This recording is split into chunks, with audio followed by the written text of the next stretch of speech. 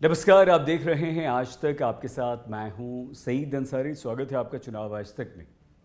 लगभग 2 महीने चले लोकसभा चुनाव के बाद अब आपको हमें सभी को इंतज़ार 4 जून का है, जिस दिन लोकसभा चुनाव के परिणाम आएंगे।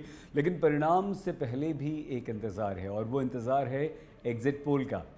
1 जून को अंतिम चरण की वोटिंग के बाद शाम 5 बजे से सभी चैनलों पर एग्जिट पोल आने लगेंगे। इनसे ये अनुमान लगता है कि मतदान के दौरान जनता का आशीर्वाद किस पार्टी के साथ रहा और किसकी सरकार बनने वाली है। कई बार एग्जिट पोल सही सटीक सिद्ध होते हैं तो कई बार फेल भी होते हैं। पिछली बार यानी कि 2019 के लोकसभा चुनाव के बाद कराए गए अधिकतर एग्जिट पोल्स ने मोदी सरकार की वापसी की भविष्यवाणी की थी, जो सही सिद्ध हुई। आज की चुनावी क्लास में हम बात करेंगे एग्जिट पोल ओपिनियन पोल्स की। इससे पहले हम आपको ये बता दें कि चुनाव आज तक ही हमारे देश का वो एकमात्र प्लेटफॉर्म है जिस पर आप चुनाव से जुड़ी हर छोटी बड़ी खबर, राजनीतिक दलों के दांवपेच, गंभीर चुनावी विश्लेषण देखते हैं। इसीलिए अगर आपने चुनाव आज तक को सब्सक्राइब नहीं किया है तो फ़ौरन अभी इसी समय कर लीजिए और देश में चुनावों से जुड़े हर डेवलपमेंट से हर पल रहिए अपडेट। आइए अब बात चुनावी पोल्स की। चुनावी मौसम आते ही तरह तरह की अटकलें लगाई जाती हैं। कोई कहता है कि इस पार्टी को इतने वोट मिल रहे हैं, कोई कहता है कि इस पार्टी की सरकार बनेगी, इतने वोट मिल रहे हैं। जनता की इसी राय को सटीक और व्यवस्थित ढंग से समझने के लिए सर्वे कराए जाते हैं। सर्वे से पता चलता है कि चुनाव में किस पार्टी या गठबंधन की जीतने या हारने की संभावना है, किसे कितनी सीटें मिल रही हैं, किसी नेता को कितने प्रतिशत लोग या जनता पसंद करती है। इस तरह होने वाले सर्वेक्षणों को 2 भागों में बांटा जाता है। पहला ओपिनियन पोल और दूसरा एग्जिट पोल। मतगणना होने से पहले ही ये पोल्स सरकार बनने और बिगड़ने के संकेत दे देते हैं। ओपिनियन पोल चुनाव से पहले कराए जाते हैं। ओपिनियन पोल में वो लोग भी शामिल होते हैं जो वोटर नहीं होते हैं। ओपिनियन पोल में चुनावी लिहाज से क्षेत्र के प्रमुख मुद्दों पर जनता की नब्ज टटोली जाती है। ये जानने का प्रयास होता है कि जनता किस बात से नाराज़ है, किस बात से संतुष्ट है, और इससे जनता का मूड पता चलता है कि हवा किस पार्टी के पक्ष में बह रही है, जनता क्या पसंद कर रही है और क्या नापसंद। इन पोल्स के आधार पर मीडिया चुनाव परिणामों का पूर्वानुमान लगाती है। वहीं बात एग्जिट पोल की हम करें तो ये मतदान के तुरंत बाद किया जाता है।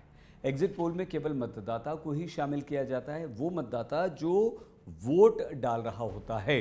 इससे पता चल जाता है कि लोगों ने किस पार्टी पर विश्वास व्यक्त किया है। आसान शब्दों में कहें तो ओपिनियन पोल में चुनाव से पहले लोगों से राय पूछी जाती है कि वो चुनाव में किसको वोट देने वाले हैं। वहीं एग्जिट पोल में वोटिंग के बाद पूछा जाता है कि आपने किसे वोट दिया। मतलब एग्जिट पोल एक ऐसी प्रक्रिया है जिसमें स्थानीय और राष्ट्रीय स्तर पर चुनावी परिणामों का अनुमान लगता है। सर्वे करने वाली एजेंसीज की टीम पोलिंग बूथ के बाहर वोटर्स से सवाल करती हैं। वोटर्स से मिले आंकड़ों का एनालिसिस किया जाता है और उसके आधार पर परिणाम का अनुमान लगा लिया जाता है। भारत में कई एजेंसियां एग्जिट पोल करवाती हैं। एग्जिट पोल से पार्टियों और राजनीतिक विश्लेषकों को मोटे तौर पर फाइनल चुनावी परिणामों की झलक मिल जाती है। ओपिनियन पोल और एग्जिट पोल कराने वाली एजेंसीज के प्रतिनिधि संबंधित राज्य या इलाके के अलग अलग हिस्सों में जाकर अलग अलग आधारों पर आंकड़े जमा करते हैं। इन आधारों में लिंग यानी कि सेक्स, जाति, धर्म प्रमुख है। चुनावी सर्वेक्षण से मिले इन आंकड़ों का विश्लेषण कर किसी राजनीतिक दल या उम्मीदवार की हार या जीत का अनुमान लगा लिया जाता है।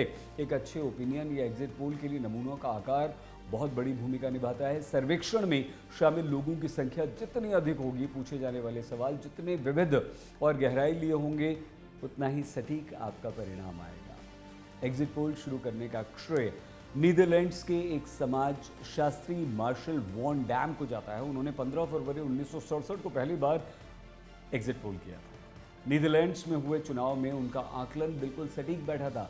हमारे देश में भारत में इसकी शुरुआत का श्रेय Indian institute of public opinion के मुखिया एरिक डिकोस्टा को जाता है, जिन्होंने 1957 में चुनावी सर्वे किया था।